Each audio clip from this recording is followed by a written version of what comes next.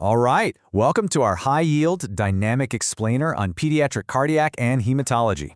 Look, if you're gearing up for the NCLEX, you already know that Peds questions can feel, well, completely overwhelming. But today, we're going to break it all down and make it totally manageable so you can absolutely crush those boards.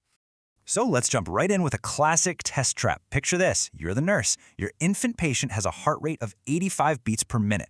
Do you administer that prescribed digoxin? Take a second, pause, and think about what you do first. Don't lock in your answer just yet though. We're going to circle back to the exact right answer a bit later, and trust me, once we do, you are never going to forget it. Okay, here's our game plan to conquer this giant topic. 1. The NCLEX cardiac hook. 2. Core concepts, flow patterns.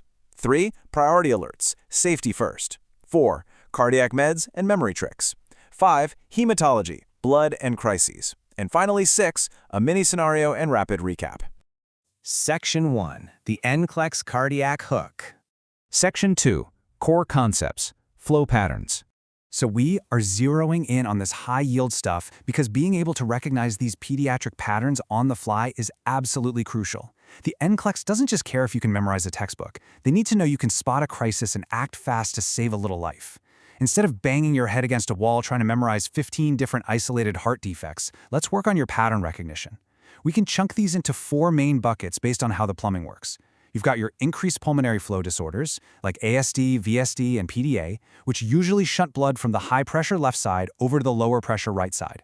Then you've got decreased pulmonary flow defects, like tetralogy of Fallot, which literally block blood from getting to the lungs, sending the kids straight into cyanosis. We also have obstructive disorders, like coarctation of the aorta, and finally, mixed blood flow disorders, where the oxygenated and deoxygenated blood all mix together. To put that into perspective, take a look at patent ductus arteriosus, or PDA. You can see right here where that fetal conduit between the pulmonary artery and the aorta just fails to close up after birth. Because it's still open, you get this massive increase in pulmonary blood flow. Now, what does this actually mean for your exam?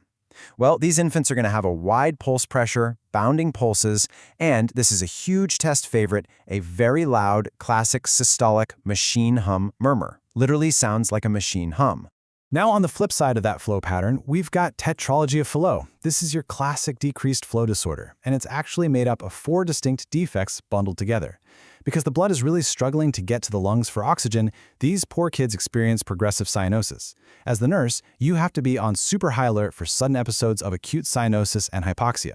You'll hear these called blue spells or TET spells on your exams all the time. And guys, this right here is exactly why decreased pulmonary blood flow matters so much in the long run. Just compare that nice, normal angle of a nail bed to the distorted, bulbous one. Chronic hypoxia, which just means the blood has been starved of oxygen for a long time, leads directly to this. It's a highly recognizable physical finding called clubbed fingers. If you see this in a patient, boom, you instantly know they've been oxygen deprived for quite a while. Section 3. Priority alerts, safety first.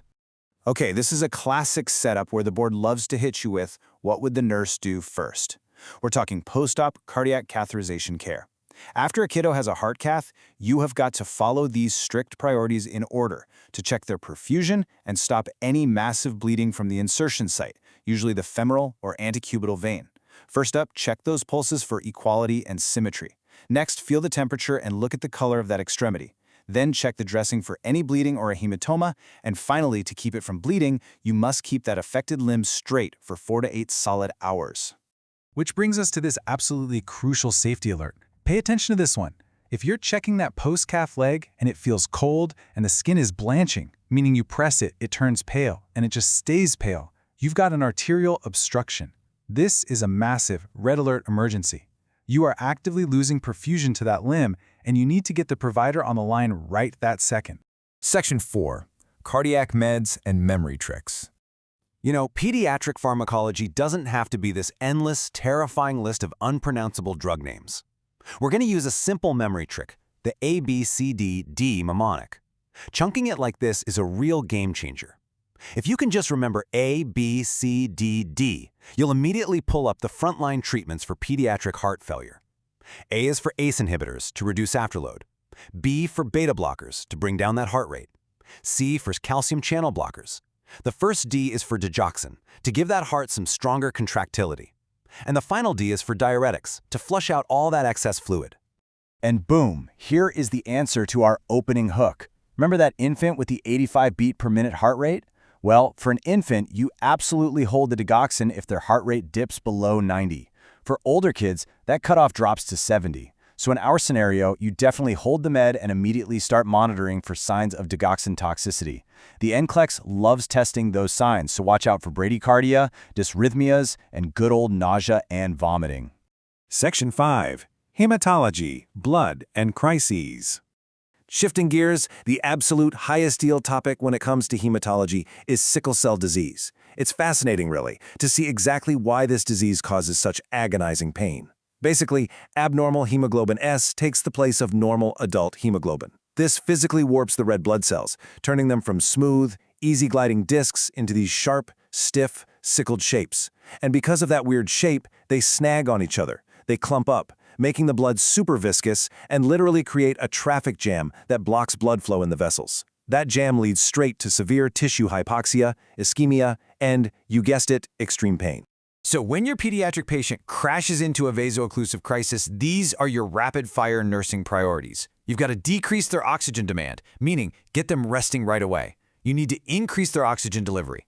You absolutely must maintain aggressive hydration, whether that's PO or IV, to literally help flush out those clumps of sickled cells.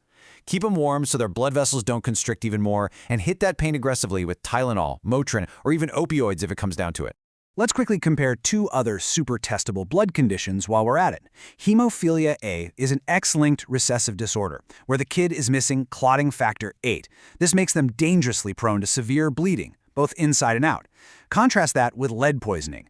This one often hits iron-deficient kids harder because their bodies absorb lead way more easily. Lead sneaks in and targets the neurological system. We're talking impulsiveness, hyperactivity, and in the really severe cases, serious cognitive delays, blindness, or even seizures. Section 6. Mini-scenario and rapid recap. All right, let's see how well you've locked all this in with a quick clinical scenario. See if you can dodge the trap here. A child presents with Kawasaki's disease, an acute systemic vasculitis. Pause and think for a second. We know this condition usually resolves in less than 8 weeks, but what are the exact 2 meds the NCLEX loves to test to prevent coronary aneurysms here? Got it? The answer is IV gamma globulin and aspirin. You have to give that gamma globulin immediately when symptoms start, specifically within the first 10 days. Then you follow it up with aspirin for 6 to 8 weeks as antiplatelet therapy. Now, this is a huge NCLEX trap, right? Because we are drilled to never ever give aspirin to kids because of the risk of Ray's syndrome. But Kawasaki's disease, it's the rare, big exception to the aspirin rule. Okay, let's bring the whole shebang home. Lock these 5 must-know facts into your brain. 1. Hold infant digoxin if that heart rate drops below 90. 2. A cold, blanching leg after a cardiac cath, that is an emergency arterial obstruction.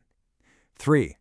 Patent ductus arteriosus gives you bounding pulses and that classic machine hum murmur. 4. In a sickle cell crisis, your holy trinity of care is hydration, oxygenation, and pain management. And finally, number 5. Never give the live MMR vaccine to a kid within 90 days of them getting a blood transfusion.